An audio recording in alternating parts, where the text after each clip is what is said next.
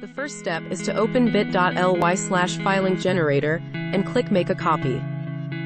With your mouse, highlight column A, then delete.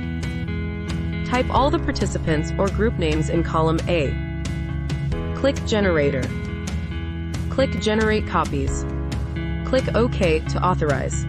Choose the correct Google account. Scroll down and click Allow. In the spreadsheet, scroll up and click Generator again.